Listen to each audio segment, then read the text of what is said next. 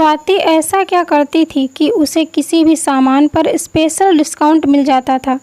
लेकिन एक दिन जब वह ज्वेलरी खरीदने गई तो ज्वेलर ने उसके साथ कुछ ऐसा किया कि रात के 12 बज रहे थे, लेकिन स्वाति की आंखों में नींद नहीं थी। वह करवटें बदल रही थी। उसकी बगल में लेटा पति वरुण गहरी नींद में खर्राटे भर रहा था। स्वाति दिन भर की थकान के बाद भी सो नहीं पा रही थी। आज का घटनाक्रम बार बार उसकी आंखों में घूम रहा था। आज ऐसा कुछ हुआ था कि वह कांप कर रह गई।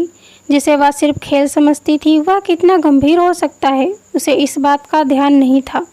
वह मर्दों से हल्का फुल्का मजाक और फ्लर्टिंग तो सामान्य समझती थी।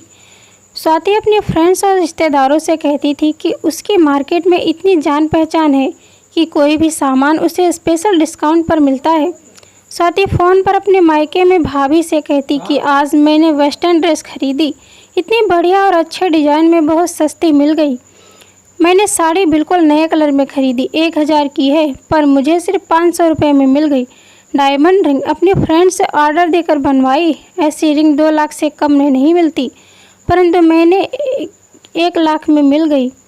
भाभी की नज़रों में स्वाति की छवि बहुत ही समझदार और पारखी महिला के रूप में थी। वह जब भी कोई सामान खरीद कर भेजने को कहती, स्वाति खुशी खुशी भिजवा देती। पूरे परिवार में उसके नाम का डंका बजता था। स्वाति आकर्षक नए नक्श वाली पढ़ी लिखी महिला थी। बचपन से ही उसे खरीदारी का बेहद शौक था। लाखों रुपए की खरीदारी इतने कम दाम और चुटकियों में करती कि हर कोई हैरान रह जाता।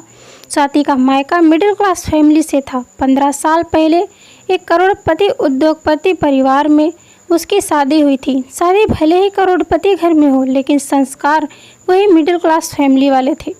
एक एक पैसे की कीमत वह जानती थी। घर खर्च में पैसा बचाना और उस पैसे से स्वयं के लिए खरीदारी करने में उसे बहुत मज़ा आता था।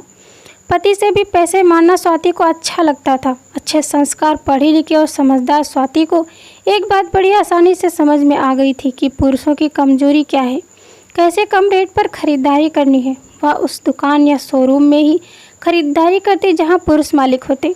वह सेल्समैन से बात नहीं करती। सेल्समैन से वह कहती, आप तो सामान दिखा दो, रेट मैं अपने भाई साहब से तय कर लूँगी। और जब हिसाब किताब की बारी आती तो वह सेठ की आंखों में आंखें डालकर कहती, भैया सही रेट बताओ, आज की नहीं 10 सालों से आपकी शॉप पर आ रही हूँ। भाभी आपको रेट गलत नहीं लगेगा, क्यों चिंता करती हैं? सेठ कहता, नहीं इस बार ज़्यादा लगा रहे हो, मुझे तो स्पेशल डिस्काउंट मिलता है आपकी शॉप पर। कहते हुए स्वाति काउंटर पर खड़े सेठ के हाथों को बातों बातों में स्पर्श करती या फिर कहती, भैया आप तो मेरे देवर की तरह हो, देवर भाभी के बीच रुपए पैसे मत लाओ ना। अक्सर दुकानदार स्वाति की मीठी मीठी बातों में आकर उससे 10 या 20% तक स्पेशल डिस्काउंट दे देते थे। एक ज्वेलर से तो स्वाति ने जीजा साली का रिश्ता ही बना लिया था। ज्वेलरी आमतौर पर औरतों की कमजोरी होती है। स्वाति की भी कमजोरी थी। वह अक्सर इस ज्वेलर के यहाँ पहुँच जाती। क्या क्या नई डिजाइनें आई हैं देखने जाती तो कुछ ना कुछ पसंद आ ही जाता। तब जीजा साली के बीच हंसी मजाक शुरू हो जाता। स्वाति कहती, साली आधी घरवाली होती है जीजा जी, इतनी ही दूंगी। ज्वेलर स्वाति का स्पर्श सुख पाकर निहाल हो जाता। उसके मन में स्पर्श को आगे बढ़ाने की प्लानिंग चलती रहती, पर स्वाति थी कि काबू में ही नहीं आती थी। सामान खरीदा और उड़न छू। उस दिन भतीजे की शादी के लिए सामान व ज्वेलरी खरीदने स्वाति ज्वेलर के यहाँ पहुँच गई। उसे भाभी ने बताया था कि क्या क्या खरीदना है। स्वाति ने घर से निकलने से पहले ही ज्वेलर को फ़ोन किया, भतीजी की शादी के लिए ज्वेलरी खरीदने आ रही हूँ, आप अच्छी अच्छी डिज़ाइनों का चयन करा कर रखना, मेरे पास ज़्यादा टाइम नहीं होगा, आप आइए तो सही साली साहिबा, आपके लिए सब हाजिर है। ज्वेलर ने कहा। ज्वेलरी की यह दुकान कोई बड़ा शोरूम नहीं था, लेकिन वह खुद अच्छा कारीगर था और ऑर्डर पर ज्वेलरी तैयार करता था। शहर के एक कॉलोनी में उसकी दुकान थी, जहाँ कुछ खास लोगों को ऑर्डर पर तैयार ज्वेलरी भी दिखाकर बेच देता था और ऑर्डर देने वाले को कुछ दिन बाद सप्लाई देता था। स्वाति की एक फ्रेंड रजनी ने उस ज्वेलर से उसकी मुलाकात कराई थी, लेकिन रजनी कभी यह बात समझ नहीं पाई थी कि आखिर यह ज्वेलर स्वाति पर इतना मेहरबान क्यों रहता है। उसे नई नई डिज़ाइनें दिखाता है और अतिरिक्त डिस्काउंट भी देता है। जीजा जी कुछ और डिज़ाइनें दिखाओ, ये तो मैंने पिछली बार देखी थी, स्वाति ने ज्वेलर की आंखों में झांकते हुए कहा। स्वाति को ज्वेलर की आंखों में शरारत नजर आ रही थी। वह बार बार सहज होने की कोशिश कर रहा था। अपनी आदत के मुताबिक स्वाति ने बातों बातों में ज्वेलर के हाथों पर इधर उधर स्पर्श किया। उसका यह स्पर्श ज्वेलर को बेचैन कर रहा था। उसने भी स्वाति की हरकतें देख हौसला दिखाना शुरू कर दिया। वह भी बातों बातों में स्वाति के हाथों पर स्पर्श करने लगा। यह स्पर्श स्वाति को कुछ बेचैन कर रहा था, लेकिन वह सहज रही। उसे कुछ देर की हरकतों से स्पेशल डिस्काउंट जो लेना था। स्वाति ने देखा कि आज दुकान पर सिर्फ एक लड़का ही हेल्पर के तौर पर काम कर रहा था, बाकी स्टाफ न था। ज्वेलर ने उसे एक सोची थमाते हुए कहा कि यह सामान मार्केट से ले आओ और जाने से पहले फ्रिज में रखे 2 कोल्ड ड्रिंक्स खोल कर दे जाओ। आप और नई डिजाइनें देखिए ना, स्वाति ने कहा। हाँ, अभी दिखाता हूँ, कल ही आई हैं, आपके लिए ही रखी हुई हैं अलग से, तो दिखाइए ना, स्वाति ने चहकते हुए कहा। आप ऐसा करें, अंदर वाले कैबिन में आकर पसंद कर लें, अभी अंदर ही रखी हैं। लड़का भी जा चुका है। तो स्वाति ने देखा लड़का सामान की सूची लेकर जा चुका था। अब दुकान पर सिर्फ ज्वेलर और स्वाति ही थे। स्वाति को एक पल के लिए डर लगा कि अकेले देखकर ज्वेलर कोई हरकत ना कर दे। वह ऐसा कुछ चाहती भी नहीं थी। वह तो सिर्फ कुछ हल्की फुल्की अदाएं दिखाकर दुकानदारों से फ़ायदा उठाती थी। आज भी ऐसा ही कुछ करके ज्वेलर से स्पेशल डिस्काउंट लेने की फिराक में थी। उसकी धड़कनें बढ़ रही थी। वह चाहती थी कि जल्दी से जल्दी खरीदारी करके निकल ले।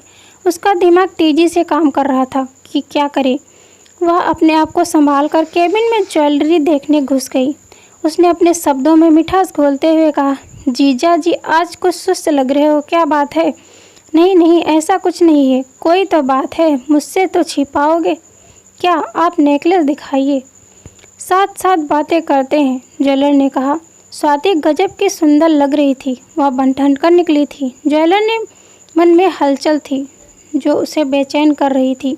उसने सोचा कि हिम्मत दिखाई जा सकती है, अतः उसने स्वाति के हाथ को स्पर्श किया तो वह सहम गई, लेकिन उसने सोचा कि अगर थोड़ा छू लिया तो उससे क्या फ़र्क पड़ता है।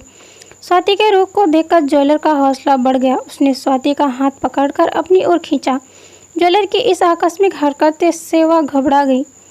क्या कर रहे हो? स्वाति ने हाथ छुड़ाते हुए कहा। ज्वेलर ने अपनी हरकत जारी रखी। स्वाति घबरा गई। ज्वेलर की हिम्मत देख वह दंग रह गई। वह मर्दों की कमजोरी का फ़ायदा उठाने की सोच उसे भारी पड़ती नजर आ रही थी। वह कैसे ज्वेलर के चंगुल से बचे सोचने लगी। फिर उसने हिम्मत दिखाई और ज्वेलर के गाल पर थप्पड़ों की बारिश कर दी। स्वाति क्रोध से कांप रही थी। उसका यह रूप देखकर ज्वेलर हड़बड़ा गया। इसी हड़बड़ी में वह जमीन पर गिर गया। स्वाति के लिए यही मौका था केबिन से बाहर निकलकर भागने का। अतः वह फुर्ती दिखाते हुए तुरंत केबिन से बाहर निकलकर अपनी कार में जा बैठी। फिर तुरंत कार स्टार्ट कर वहाँ से चल दी। उसके अंदर तूफान चल रहा था। उससे आत्मग्लानि हो रही थी। लंबे समय से स्वाति जिसे खेल समझती आ रही थी, वह कितना गंभीर हो सकता है, उसने यह कभी नहीं सोचा था। तो दोस्तों, यह थी हमारी आज की कहानी। अगर यह कहानी आपको पसंद आई है तो कृपया इसे लाइक करें और ऐसी और कहानी सुनने के लिए हमारे चैनल को सब्सक्राइब करें। कहानी आपको कैसी लगी, कहानी पर अपनी राय देने के लिए कमेंट करें। धन्यवाद दोस्तों। Thanks for watching this video.